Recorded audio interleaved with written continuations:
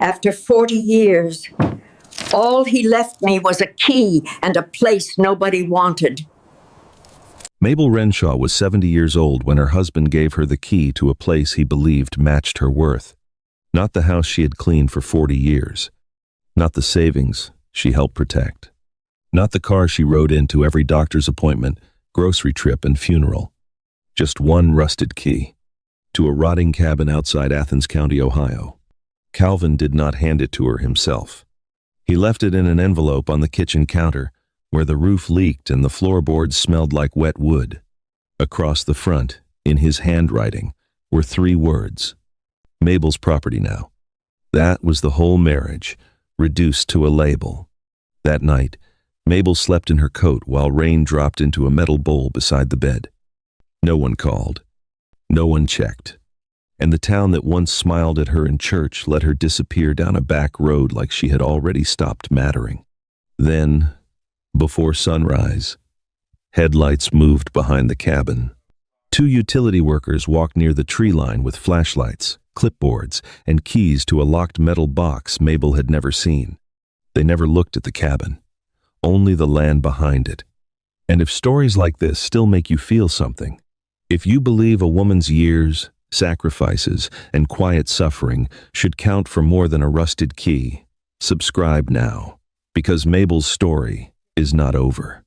And walking away too early is exactly what people like Calvin expected everyone to do. The utility workers did not knock. That was the part Mabel could not stop thinking about. They had driven behind the cabin before sunrise, but unlocked something near the tree line, written notes on a clipboard, and left without coming to the door, as if they had permission, as if they had been there before, as if the land behind the cabin mattered more than the woman shivering inside it. Mabel stood at the cracked kitchen window long after their taillights vanished through the trees. The room behind her was cold. Rainwater tapped into a metal bowl near the wall. Somewhere under the sink, a mouse scratched once, then went still. On the counter sat the envelope Calvin had left behind. Mabel's property now. 3 words. Neat handwriting. A clean little cruelty. For 40 years, Calvin Renshaw had known how to make an insult look reasonable. He did it in public with a smile. He did it in court with paperwork. And now he had done it with a key. The cabin had come from Mabel's mother's side of the family, but Calvin had never called it that. To him, it was always that old ruin. Something useless, something embarrassing, something he could laugh about when friends came over for dinner. Mabel had laughed too sometimes.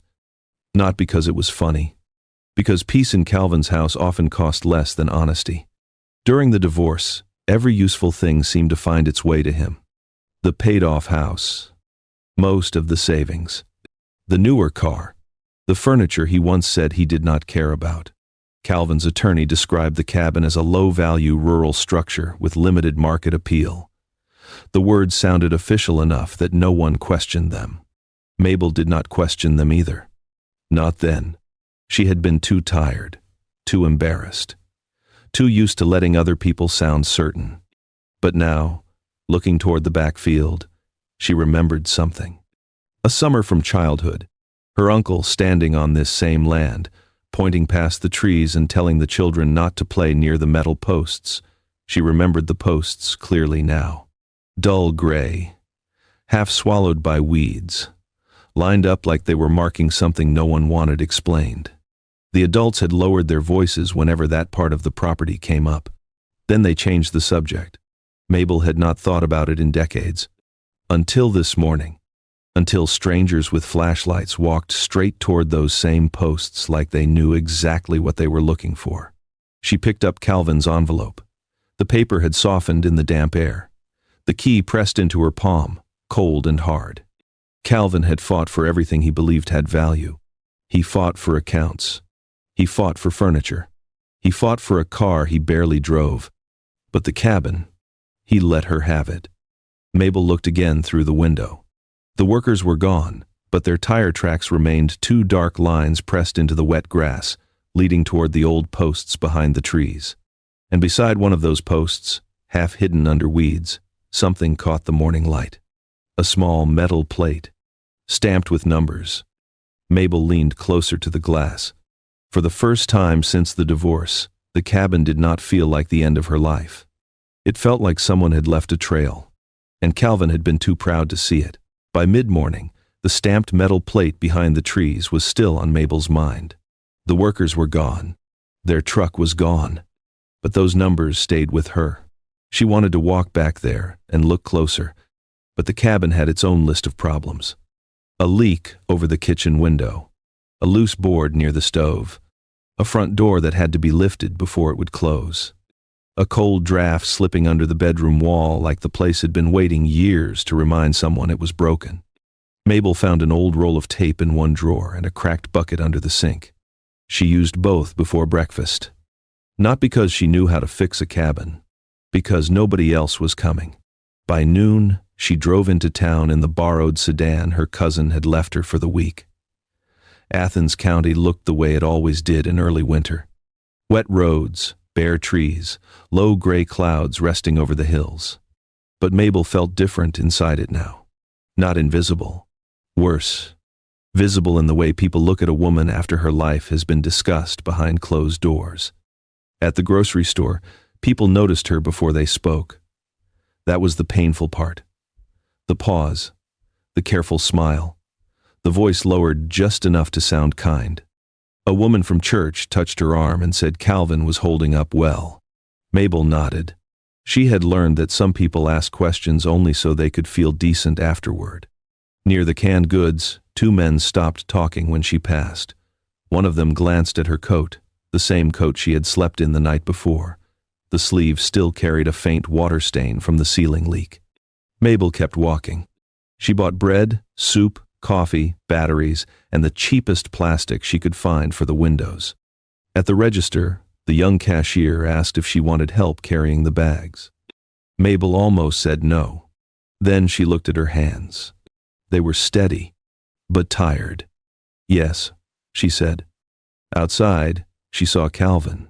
He stood near the entrance beside a man from the bank, laughing like a person whose life had not been split open. His coat was clean, his shoes were dry. The truck beside him looked newer than anything Mabel had ever owned by herself. Calvin saw her. For 1 second his smile did not move. Then he came over. Slow, pleasant, public. He asked if she was managing okay out there. Out there. Not home. Not the cabin. Out there. Mabel could have told him about the leaking roof, the mouse under the sink, the cold floor beside the bed. She could have told him about the utility workers walking behind the cabin before dawn, but something stopped her. A small instinct, a quiet one. So she only said she was managing. Calvin smiled like that pleased him. On the drive back, Mabel saw a white utility truck turn ahead of her. Same company logo, same clean doors, same careful speed. It took the back road toward her cabin. Mabel slowed, then followed. Not close enough to be seen, just close enough to know. The truck did not stop at any neighbor's house. It did not turn toward the main power poles near the road. It went past all of that, toward the old service path behind her property. Mabel pulled onto the shoulder and watched it disappear between the trees. For years, people in town had looked at that cabin and seen a woman with nothing left. But someone else kept coming back like something behind it needed guarding. When Mabel reached home, the truck was gone. But fresh tire marks cut through the mud beside the path, and near the locked metal box, one patch of weeds had been pressed flat, as if someone had stood there for a long time, looking down at something Mabel had not yet found. The flattened weeds looked fresh. That was what troubled Mabel most. Not the tire tracks. Those could be explained away. A truck came through, a worker checked something, rain would blur the marks by morning. But the weeds beside the locked metal box had been pressed down in one careful shape, as if someone had stood there for a long time while Mabel was in town. Watching, reading, maybe waiting. Mabel stayed on the porch with one grocery bag still hooked over her wrist. The cabin creaked behind her. The back field sat quiet ahead of her. For most of her marriage, she had learned not to step into places Calvin said were not her concern. Bank papers, Business files, insurance forms, property records. He never shouted when he moved those things away from her. He simply smiled and said he would handle it. And after enough years, being handled started to feel normal. But this was different. The envelope on the counter said the cabin was hers. The mud said strangers had been behind it. So Mabel set the groceries inside, took the small flashlight from the bag, and walked toward the tree line. The ground was soft from rain. Dead leaves clung to her shoes. The air smelled of wet bark and old metal. Halfway across the field, she noticed the path. It was narrow, but not forgotten. Small stones had been pressed into the mud where tires would sink. Branches were trimmed back just enough for a truck to pass. The weeds on both sides had grown wild, but the center line stayed open. Someone had been maintaining it, quietly. Not for the cabin, for whatever waited behind it. The locked box stood beside two old marker posts, dull gray, bolted to a short concrete base. A faded company label curled at the edge. Beneath the lock were numbers stamped into the metal. Mabel copied them onto the back of her grocery receipt. Her hand shook, but she did not stop. Then she saw the plate. It was low to the ground, half buried under moss and wet leaves. She crouched carefully, wiped it with her sleeve, and leaned closer. More numbers, a few worn letters, then one word clear enough to read. Corridor. Mabel stared at it. The word felt official. Not like a warning, more like a secret someone forgot to cover. A voice came from the fence line. You finally saw it. Mabel turned so fast, the receipt nearly slipped from her hand. Clara Wynne stood on the other side of the old fence with a feed bucket against her hip. Silver hair, faded knit cap, sharp eyes that had seen more than she usually said. Mabel pressed one hand against her chest. Clara, you scared me. Clara looked past her to the box. They've been coming for years. Mabel glanced back at the path. Who? Utility men. Sometimes two, sometimes one. More after storms. One. Mabel swallowed. Did they ever talk to my uncle? Clara's face tightened. Not after he died. The sentence landed quietly, but it changed the air around them. Mabel looked down at the stamped plate again. Then who gave them permission? Clara did not answer right away. She only shifted the bucket in her hand and looked toward the cabin, as if deciding how much truth a woman could carry in one day. Finally, she said, if that land was mine, I'd ask that question before signing anything. Mabel went still. Signing what? Clara's eyes moved to the folded receipt in Mabel's hand. Sooner or later, they always bring papers. That night, Mabel placed the receipt on the kitchen table.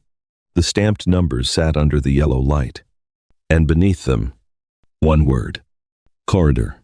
She did not sleep much, because before dawn, headlights moved across the front window. Not behind the cabin this time, in the driveway. Then came 3 knocks at the door, and a man's voice calling her name. The knocks came again. 3 of them. Measured. Patient.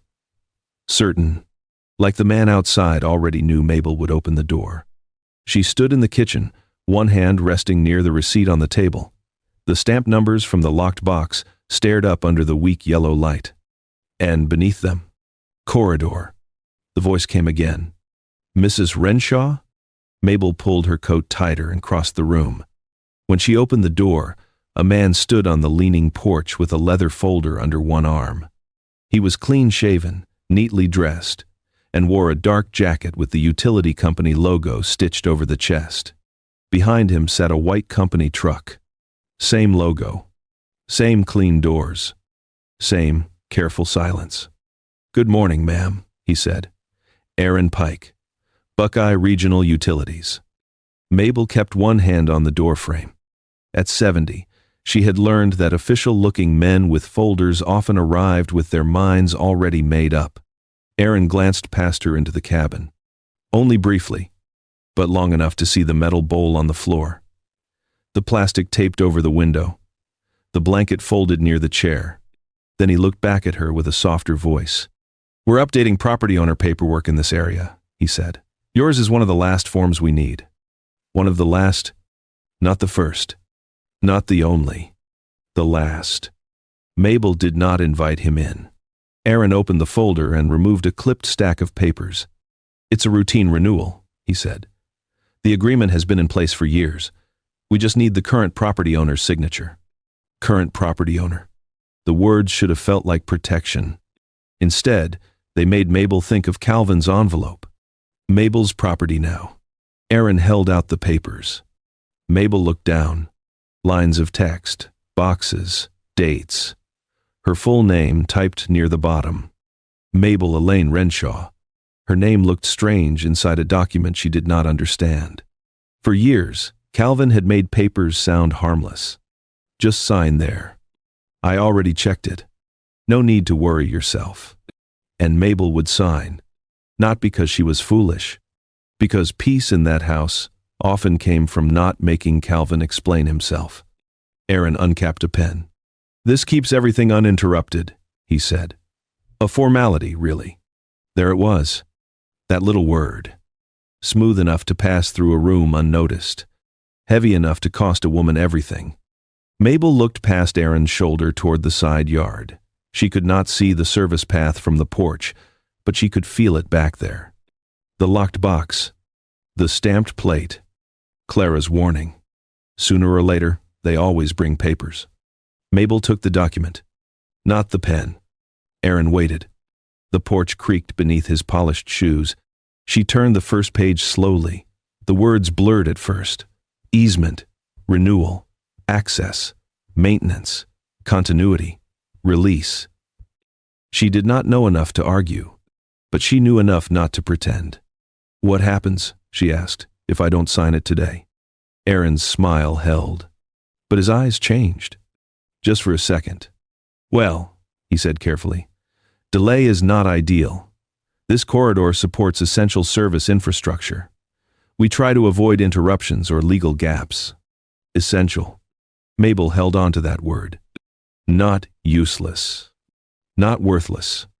Not limited value. Essential. She folded the papers once and held them against her coat. "I'll need time to read this." Aaron's fingers tightened slightly around the pen. "Of course," he said, "but the renewal window is narrow. Sooner is better for everyone." Everyone. Mabel had heard that word before too. It usually meant she was supposed to be quiet so other people could stay comfortable. Aaron handed her a business card and stepped back from the porch. He stayed polite, too polite to sound threatening, too practiced to look worried. But before he got into the truck, he turned his head toward the back field. Not the cabin. The land. Mabel closed the door and leaned against it until the engine faded down the road. Only then did she breathe. She carried the papers to the kitchen table and set them beside the grocery receipt. The reference numbers matched. Same corridor. Same locked box. Same path Calvin had never mentioned when he left her the cabin. Mabel opened a drawer and found an old county tax bill with her uncle's name on it.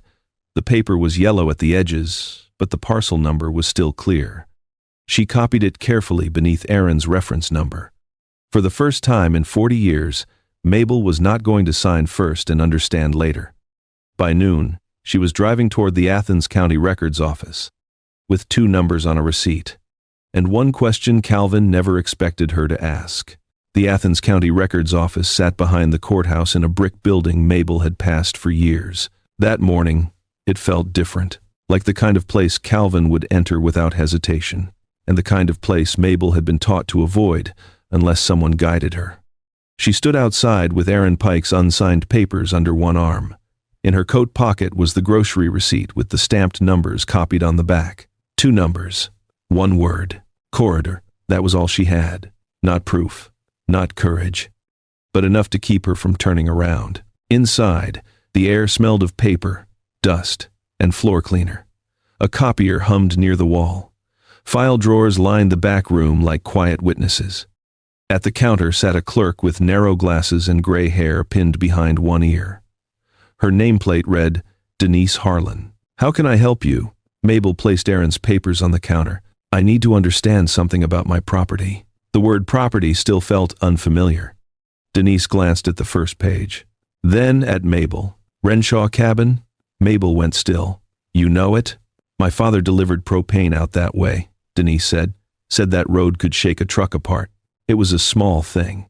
But it was the first time anyone had mentioned the cabin without pity. Mabel unfolded the receipt and showed her the numbers. I found these behind the place, on a locked box, and on a plate in the ground. Denise adjusted her glasses. Her face did not change much. But her silence did. Let's pull the parcel file. She led Mabel to a side desk and began searching. At first, the screen showed ordinary records, tax history, old parcel maps, previous owners, a faded property sketch. Then Mabel saw her uncle's name. Below it, her mother's maiden name. For one quiet second, the cabin stopped being Calvin's insult. It became family land again. Denise printed 2 maps and placed them under a desk lamp. She traced one finger along the back corner of the property. There, she said. Mabel leaned closer. A thin line crossed the land behind the cabin. It was narrow, almost easy to miss. But it ran exactly where the tire tracks had been. Denise opened an archived document. The scan was faint. The words were crowded together. Mabel read slowly. Then Denise turned the page toward her.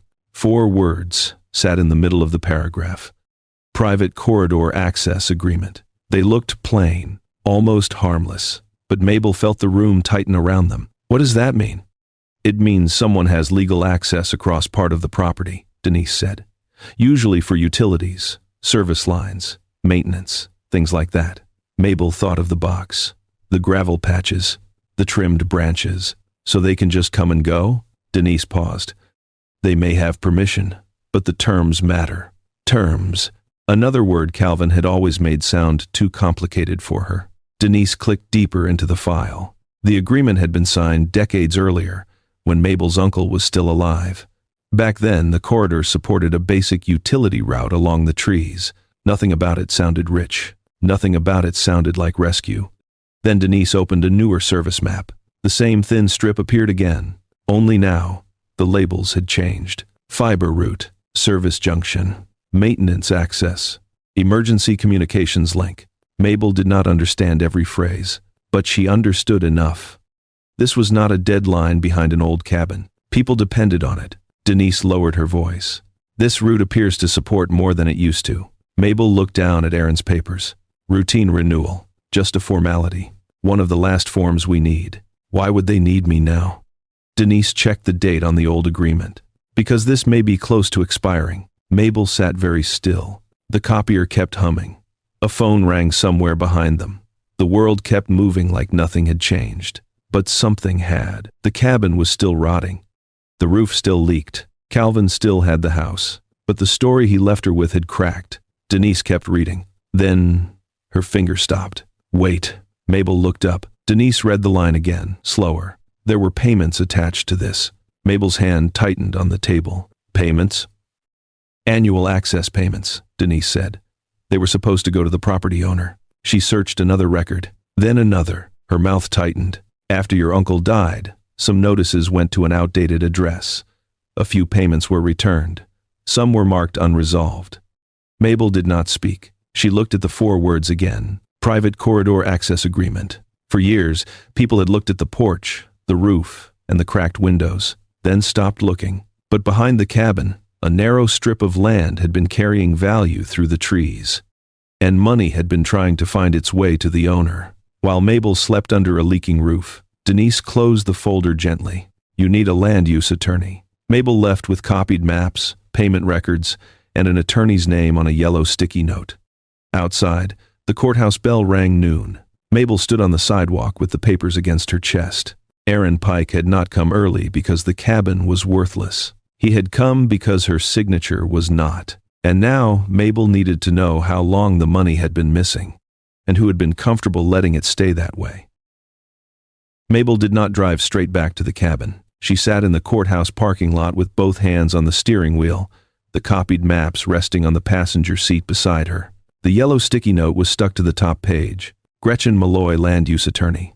Under the name was a phone number Denise had written in careful blue ink. Mabel stared at it for a long time. Calling an attorney felt expensive. It felt serious. It felt like stepping into a room where people used words she did not fully understand, and expected her to pretend she did. But the papers beside her were not feelings. They were records, and records did not care what Calvin thought she was capable of. So Mabel drove to a small office 2 streets over from the courthouse, where the sign in the window read, Malloy Property and Land Rights. Gretchen Malloy was not what Mabel expected. No grand desk, no sharp voice, no hurry. She was a woman in her late 50s, with reading glasses on a chain and a stack of property files on one side of her desk. She listened without interrupting as Mabel laid out the maps, Aaron Pike's renewal papers, the grocery receipt, and the returned payment notes from the county file. When Mabel finished, Gretchen did not smile. She only pulled the papers closer. That company wants something, she said. Mabel swallowed. They said it was routine. It may be routine for them, Gretchen said. That does not make it small for you. Those words settled somewhere deep. Gretchen read through the old agreement first, then the newer service map, then Aaron's renewal form. The room was quiet except for the soft turning of pages. Mabel watched Gretchen's face for clues. A raised eyebrow, a tight mouth, a pause over one paragraph. Each small movement made Mabel's heartbeat pick up. Finally, Gretchen set the renewal paper down. The old agreement was written when this corridor carried much less value, she said. Basic service access mostly.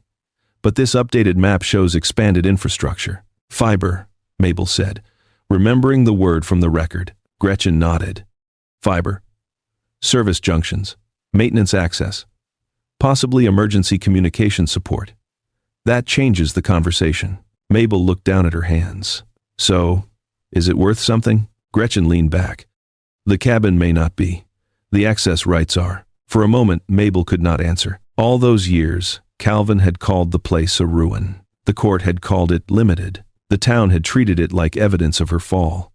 But Gretchen was looking at the same papers and seeing something else entirely. Now, Gretchen said, tapping the returned payment notes, this part matters too. Mabel leaned closer. Were those payments owed to my uncle? Some likely were. We need to verify the history. But if payments were returned or held after his death, there may be unpaid amounts tied to the property. How much? Gretchen did not rush. Maybe not a fortune by itself. Mabel's shoulders lowered. Then Gretchen added, but the back payments are not the real leverage. Mabel looked up. The renewal is. Gretchen turned Aaron's form around and pointed to the signature line. They need the current owner to keep their access clean. If the old agreement is expiring, your signature gives them certainty. That has value. Mabel stared at her own typed name. Mabel Elaine Renshaw. For once, it was not written on a label meant to shame her.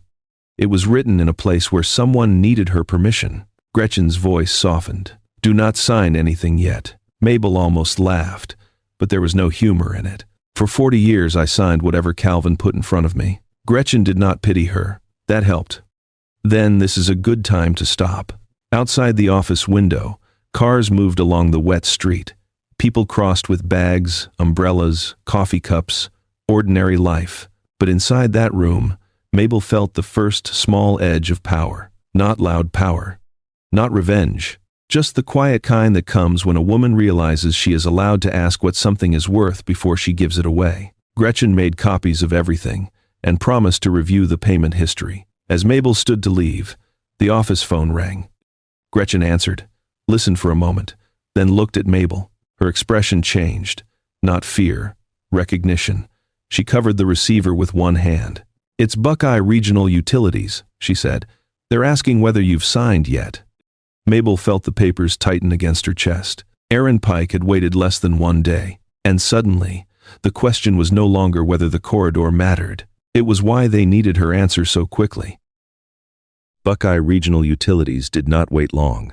By the next afternoon, Aaron Pike called Mabel himself. His voice was calm, polite, careful in the way people sound when they are trying not to reveal urgency. He thanked her for her time. He said he understood she wanted to review the paperwork. He said the company valued good relationships with property owners. Then he made the offer. Not in a threatening way, not even in an unkind way. That almost made it harder. Because the number sounded large to Mabel, large enough to patch the roof, large enough to replace the broken window, large enough to buy a proper heater before the cold settled deeper into the hills. For a few seconds, Mabel did not hear the rest of what he said. She only saw the bedroom ceiling without water stains, the kitchen floor without soft boards, a used car in her own name, a winter where she did not have to count soup cans in the grocery aisle. Aaron said the offer would simplify the renewal. He said it would avoid delays. He said the company could have the agreement prepared quickly if she was comfortable moving forward. Comfortable. That word almost made her look around the cabin and laugh.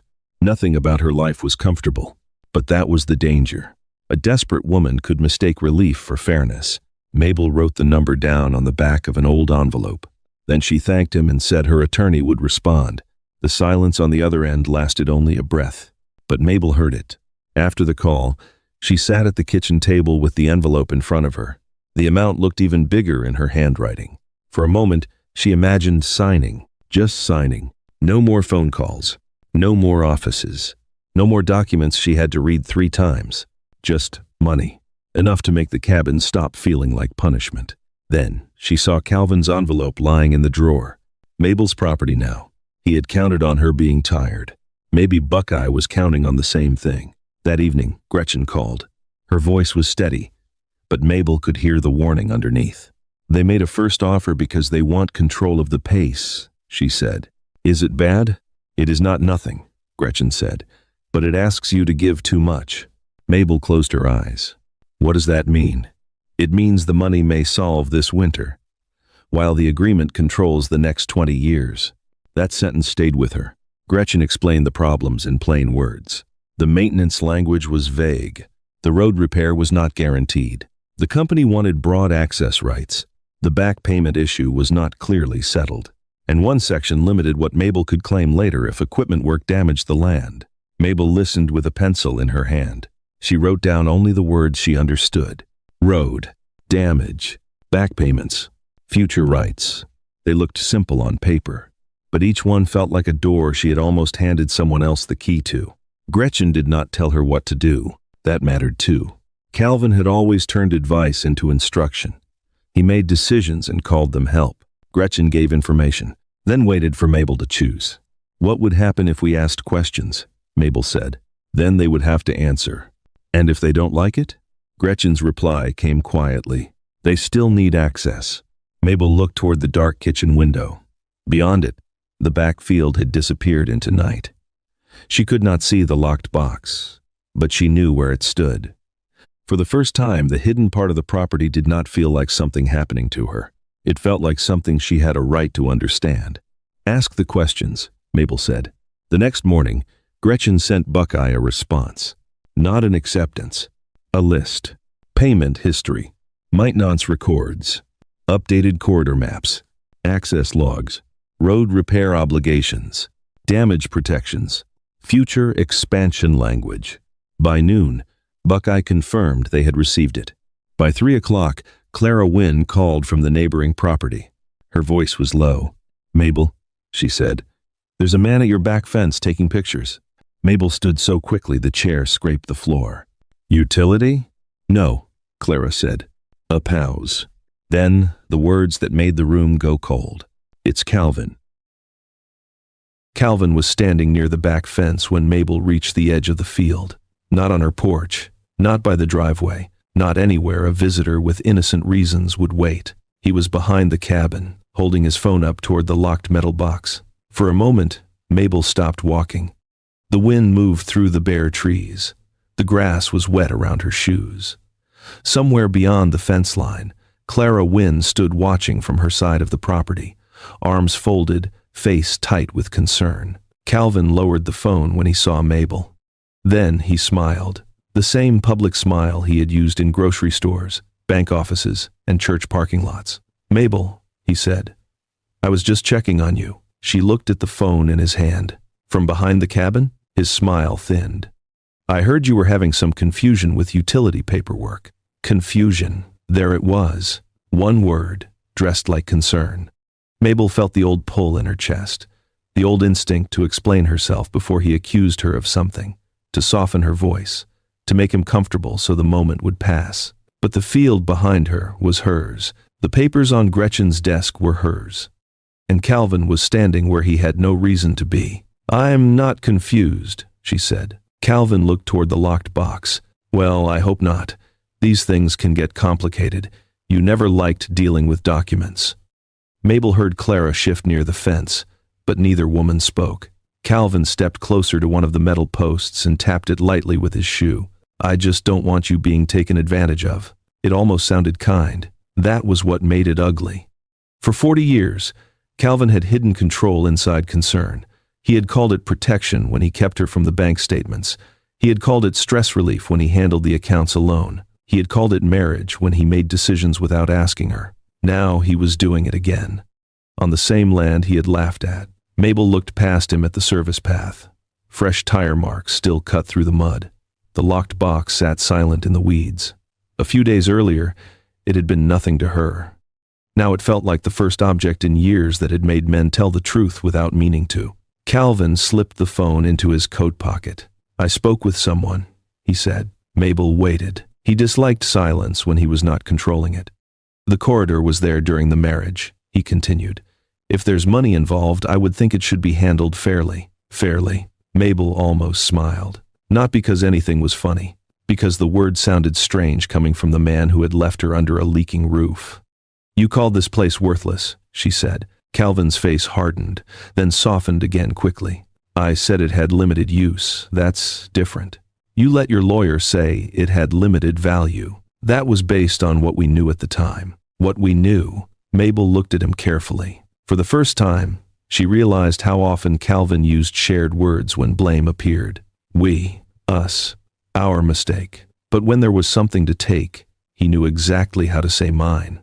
The cabin is mine, Mabel said. Calvin gave a small sigh. Not angry.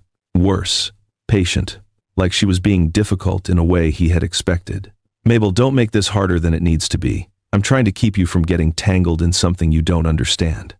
The sentence would have worked on her once, maybe even a week ago, back when the envelope on the counter still felt like the final word. But now she had seen the county maps. She had heard Gretchen explain the renewal. She had watched Aaron Pike's smile pause when she refused to sign. She did not understand everything, but she understood enough. I have an attorney, she said. Calvin blinked, just once. Then his mouth tightened. You hired a lawyer? No, Mabel said. I hired someone to read what other people hoped I wouldn't. The wind moved between them. For the first time since the divorce, Calvin had no quick answer. Clara's voice came from the fence, calm and dry. You're on her property, Calvin. He glanced toward her, irritated by the witness. Then he turned back to Mabel. This isn't over. Mabel felt the words land, but they did not knock her backward. Then you should speak to my attorney. Calvin stared at her for another second. Then he walked back toward his truck, his steps leaving dark prints in the wet grass. Mabel watched him go. Only after his engine faded did she realize her hands were shaking. Clara came to the fence. You all right? Mabel looked toward the locked box, then at the spot where Calvin had been taking pictures. No, she said softly. Not yet. That evening, Gretchen called. Calvin's lawyer had sent a letter. It claimed the divorce settlement may have been based on incomplete property information, and requested that Mabel pause all negotiations until Calvin's rights could be reviewed. Mabel sat at the kitchen table with the letter in front of her. The cabin was quiet. The roof dripped once into the metal bowl, and for the first time the thing Calvin had thrown away was something he was trying to take back. Mabel read Calvin's lawyer's letter 3 times, not because it was long, because every sentence felt designed to make her doubt herself. Incomplete property information, possible marital interest, pause all negotiations, review of rights. The words sat on the page like closed doors. For a few minutes Mabel was back in the courthouse again, hands folded, mouth dry, listening to people speak about her life as if she were not the one who had lived it. That was Calvin's gift. Even when he was not in the room, he knew how to make her feel watched. She almost called Gretchen and asked if she should stop everything. Almost. Then she looked across the kitchen table. Aaron Pike's papers were there. The county maps were there. The grocery receipt was there too, with the word corridor written in her own hand. For once, Mabel had not imagined something. She had followed it. The next morning, she met Gretchen at the records office. Denise Harlan was already waiting with 2 folders and a paper cup of coffee cooling beside her keyboard. No one wasted time. That helped. Denise pulled the original corridor filing first. The document had been recorded decades earlier, stamped, indexed, and attached to the parcel file. It was not buried in a shoebox. It was not hidden behind a wall. It was not some secret only Mabel could have known. It had been there, in public records, waiting for anyone serious enough to look. Gretchen read silently, then made a note. Calvin's attorney had access to this, she said. Denise nodded. So did the appraiser. Mabel looked at the old document. You mean they could have found it before the divorce? They could have, Gretchen said. If they checked the full file. The answer was simple. That made it heavier. Calvin had fought over the house because he respected it. He fought over the savings because he understood them. He fought over the car because he could see its value. But the cabin, he had looked at the porch, the roof, the cracked windows, and stopped thinking, just like everyone else. Denise opened the next folder. This is the payment trail. The early payments were small. Old checks, notices, returned mail. A change of address form that had never been completed after Mabel's uncle died. Then came a gap, then unresolved entries. Then a notation that said payments were being held pending owner confirmation. Mabel touched the edge of the page, but not the writing. So the money didn't vanish? Not all of it, Gretchen said. Some may still be recoverable, but this is bigger than old checks. She turned to a recent corridor map. The thin line behind the cabin was marked with newer labels now. Fiber route, service junction, maintenance access, emergency communications support. Gretchen tapped the page once. The original agreement was written for a much smaller use. The company has more writing on this corridor now. That is why they want a clean renewal. Mabel thought of Aaron at her door, his polite smile, his early visit, his pen already uncapped. He wanted me to sign before I knew what it was. Gretchen did not soften the truth. Yes. For a long moment, Mabel said nothing. She was angry, but not in the way she expected. It was not hot. It was not loud. It did not make her want to throw anything. It was quieter than that, a steady anger, the kind that helps a woman sit up straighter. Gretchen slid Calvin's lawyer's letter across the table. This letter is meant to scare you. It does not prove he has a claim. Mabel looked at the phrase incomplete property information again. For once, the words did not feel larger than her. Was the information incomplete? Mabel asked. Or did he just not care enough to read it? Denise looked up. Gretchen's expression changed slightly. Not surprise. Respect. That, Gretchen said, is the right question. They spent the next hour gathering copies. The original filing, the parcel index, the payment notes, the service map, the divorce valuation that called the cabin a low-value rural structure. Piece by piece, the truth became less emotional and more solid. Calvin had not been tricked.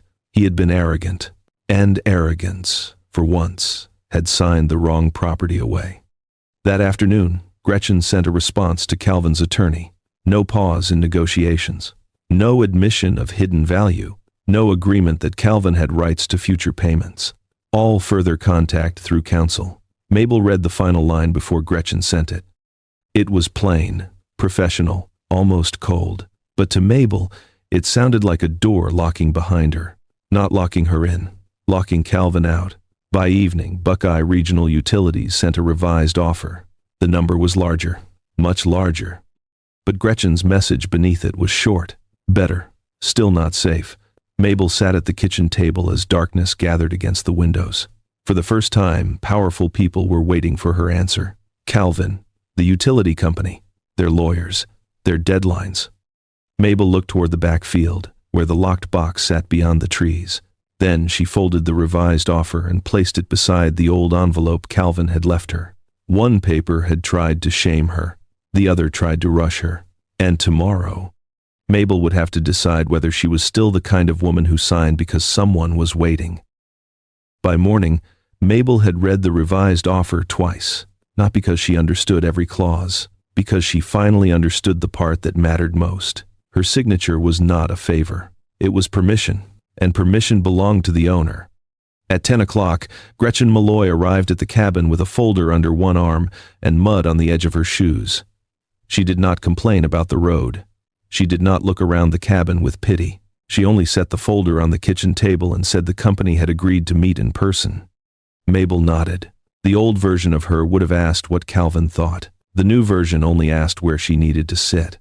The meeting happened 2 days later, in a plain conference room at Buckeye Regional Utilities. No polished courtroom, no judge, no Calvin beside her, clearing his throat whenever she hesitated. Just Mabel, Gretchen, Aaron Pike, and a senior company representative named Lowell Briggs. Lowell was courteous, too courteous. He thanked Mabel for her patience. He said Buckeye valued cooperation with property owners. He said the company wanted a fair solution that protected everyone.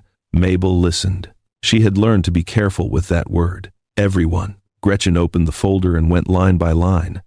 Back payments, annual access fee, road repair, maintenance schedule, damage protections, limits on expansion, future review if the corridor changed again.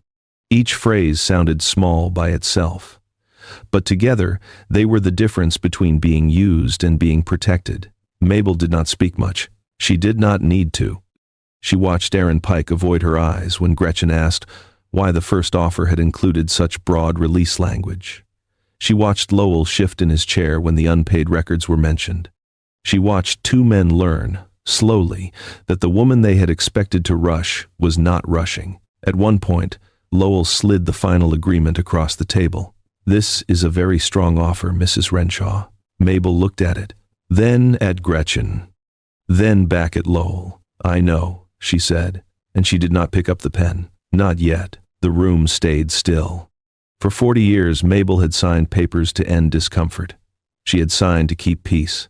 She had signed because Calvin sighed, because lawyers waited, because men in clean shirts always seemed so certain. But this time, she read every page, every line Gretchen had marked, every place where the land behind her cabin was no longer treated like an empty strip of weeds. When she finally signed, her hand was steady, not because she was fearless, because she understood.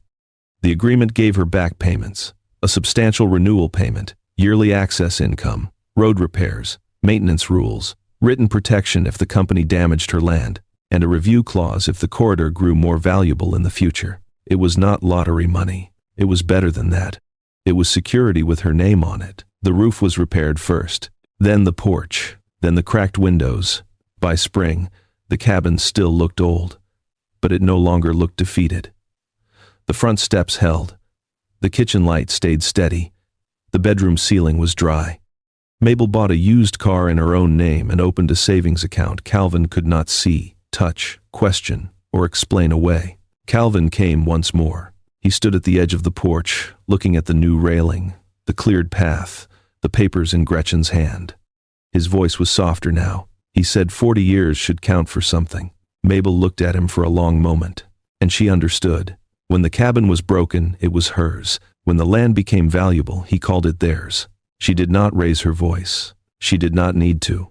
She only told him he had already chosen what he believed she was worth. Then she closed the door. Months later, Mabel sat on the repaired porch with a cup of coffee warming her hands. The hills behind the cabin were green again. The service path had been graded clean.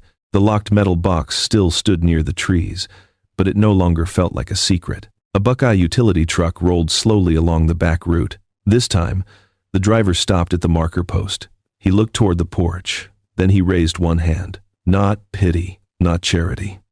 Respect. Mabel raised hers back. Calvin had taken the house, the savings, the car, the life he thought made him powerful. But he had left Mabel the one thing he never bothered to understand: the land beneath her feet. The fortune hidden behind that rotting cabin was not just money. It was dignity. It was safety. It was the right to say no and be heard. And if Mabel's story reminded you that quiet people are often carrying more strength than anyone sees, take 1 second to like this video. Subscribe if you believe women like Mabel should not have to disappear before the truth finally matters. And tell me in the comments, if Calvin had thrown that cabin at you like an insult, then came back asking for a share when it became valuable, would you have opened the door or left him standing on the porch?